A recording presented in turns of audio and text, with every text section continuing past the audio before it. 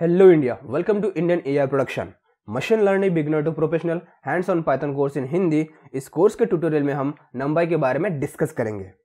इस ट्यूटोरियल के पहले हमने नंपाई के कुछ फंक्शन के बारे में जानकारी ली थी, like arrange function, line space, ravel, flatten, transpose.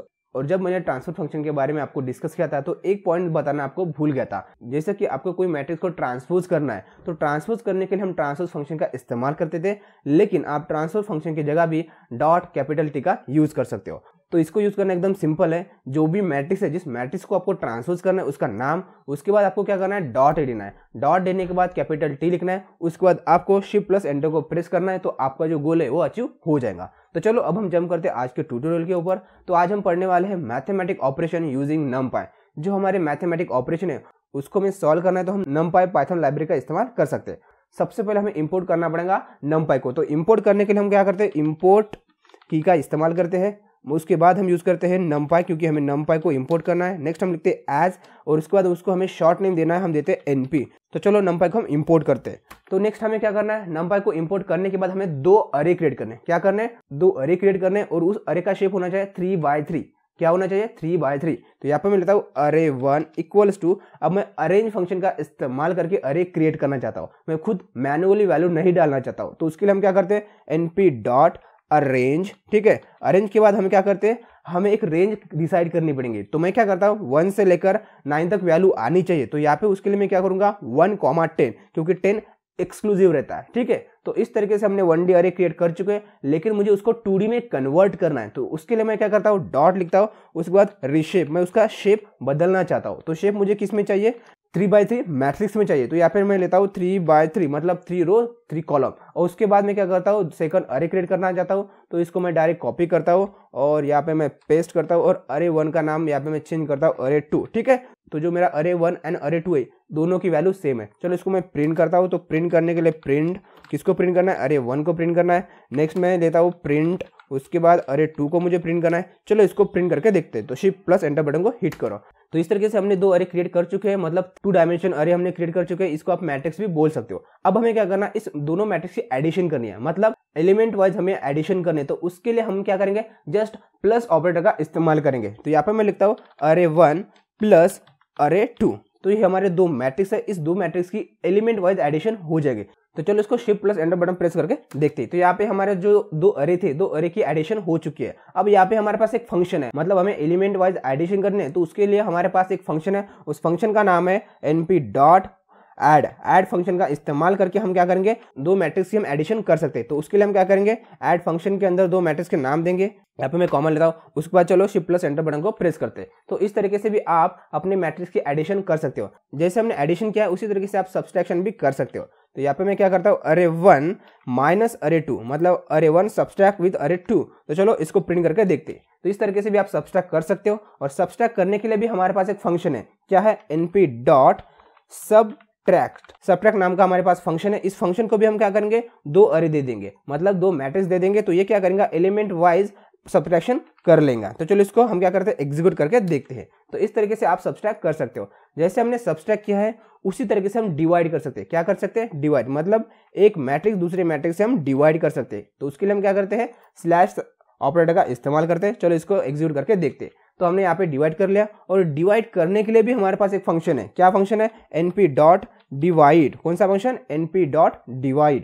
चलो इसको भी हम क्या करते हैं, दो मैट्रिक्स दे देते हैं। डायरेक्ट इसको मैं कॉपी करता हूँ और यहाँ पे पेस्ट करता हूँ, और इसको एग्जीक्यूट करके देखते हैं। तो हमारा डिवीजन भी हो चुका है। इसी तरीके से हम मल्टीप्लिकेशन कर सकते हैं। क्या कर सकते हैं, मल्टीप्लिकेशन। और यहाँ पे आपको ध्यान रखना है कि जब स्टार सिंबल का इस्तेमाल करके हम मल्टीप्लिकेशन करते हैं तो ये हमारा एलिमेंट्री वाइज मल्टीप्लिकेशन होता है। चलो इसको एग्जीक्यूट करके देखते हैं।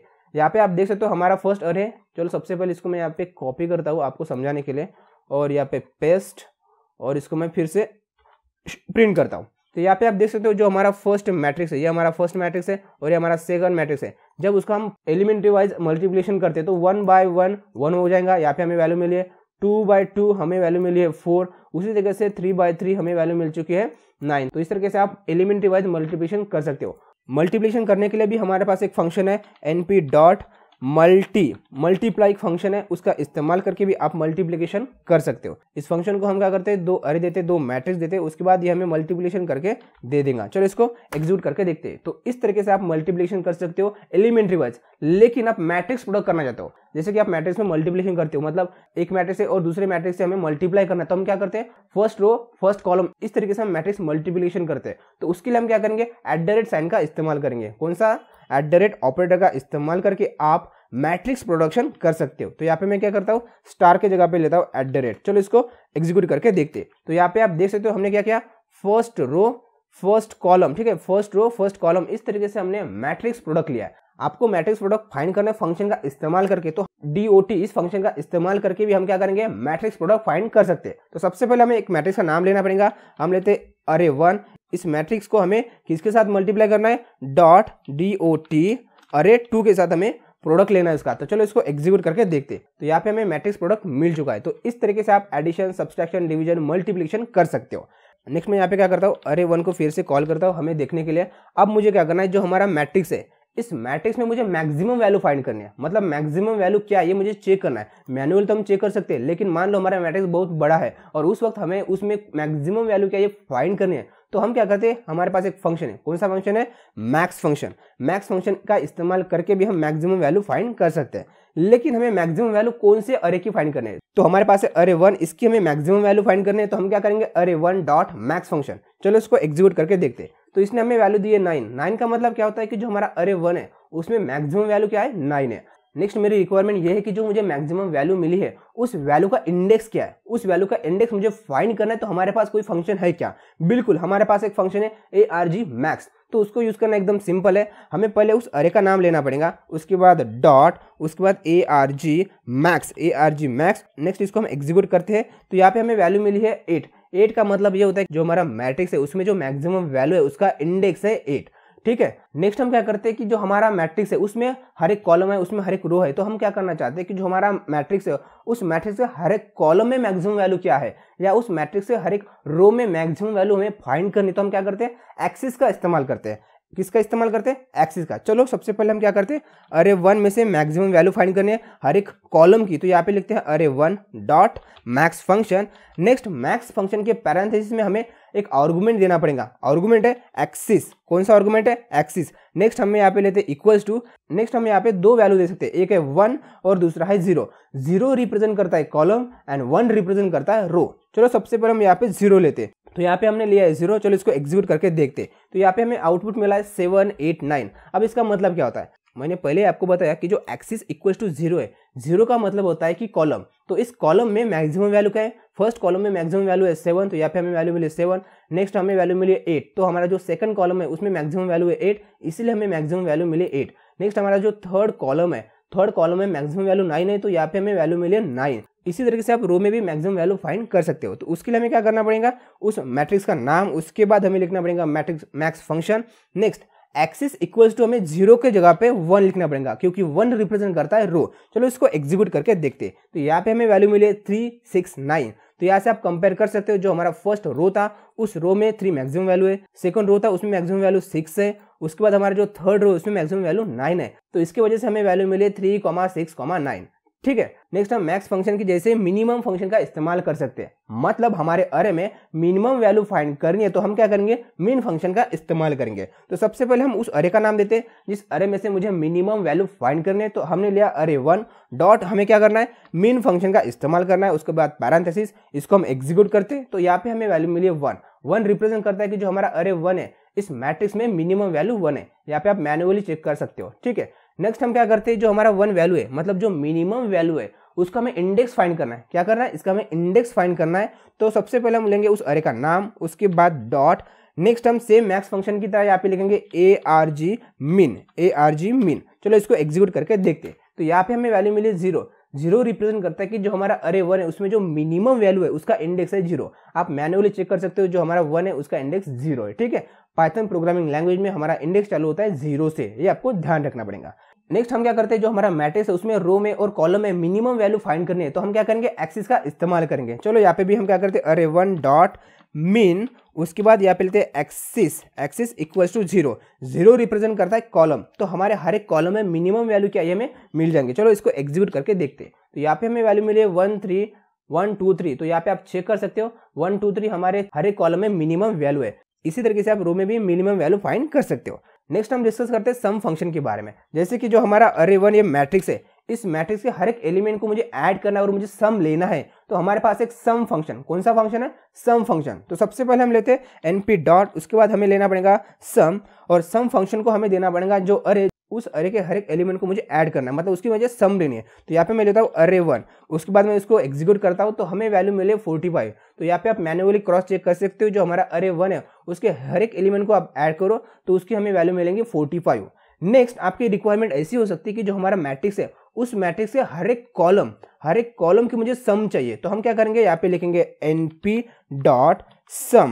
कौन से मैट्रिक्स की चाहिए हमें सम, अरे 1 की हमें सम चाहिए। अब हमारी रिक्वायरमेंट क्या है, हमें हर एक कॉलम की सम चाहिए, तो यहाँ पे मैं लेता हूँ एक्सिस, क्या लेता हूँ एक्सिस इक्वल्स टू, यहाँ पे हमें कौन सी वैल्यू लेनी पड़ेगी, हम कॉलम के लिए 0 वैल्यू लेते हैं, तो यहाँ पे मैं लेता हूँ 0। चलो इसको एग्जीक्यूट करके देखते हैं। तो यहाँ पे हमें सम मिली है 12 15 18। 12 का मतलब होता है कि जो हमारा मैट्रिक्स है उस मैट्रिक्स का जो फर्स्ट कॉलम है उस कॉलम के हर एक एलिमेंट को मैं ऐड करूंगा तो हमें वैल्यू मिलेंगे 12। उसी तरीके से हमारा जो सेकंड कॉलम है, सेकंड कॉलम को मैं ऐड करूंगा तो हमें वैल्यू मिलेंगे 15, और थर्ड कॉलम के मैं हर एक एलिमेंट को ऐड करूंगा तो मुझे वैल्यू मिलेंगी 18। इसी तरीके से आप रो का भी सम ले सकते हो। तो यहाँ पे मैं इसको पेस्ट करता हूँ और यहाँ पे 0 के जगह पे यहाँ पे लेता हूँ 1, तो इसको मैं एग्जीक्यूट करता हूँ तो हमें यहाँ पे वैल्यू मिले 6 15 25। तो यहाँ पे हमने क्या किया, जो हमारा हर एक रो था उस रो के हर एक एलिमेंट को हमने ऐड किया तो उसकी हमें सम मिली है 6 15 24।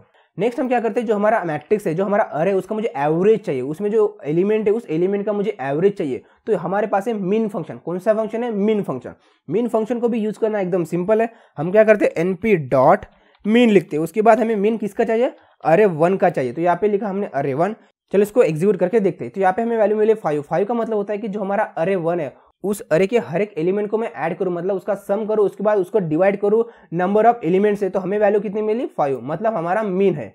नेक्स्ट हम क्या करते हैं, हम स्क्वायर रूट फाइंड करने की कोशिश करते हैं, मतलब जो हमारा मैट्रिक्स है उस मैट्रिक्स के हर एक एलिमेंट का मुझे स्क्वायर रूट फाइंड करना है, तो मैं क्या करूंगा, np.sqrt ये हमारा फंक्शन है, ये हमारा फंक्शन हमारे अरे 1 के हर एक एलिमेंट का स्क्वायर रूट फाइंड करके दे देगा। चलो इसको एग्जीक्यूट करके देखते हैं। तो यहाँ पे हमें वैल्यू मिले 1 1.41 1.73, तो ये हमारा स्क्वायर रूट है हर एक एलिमेंट का।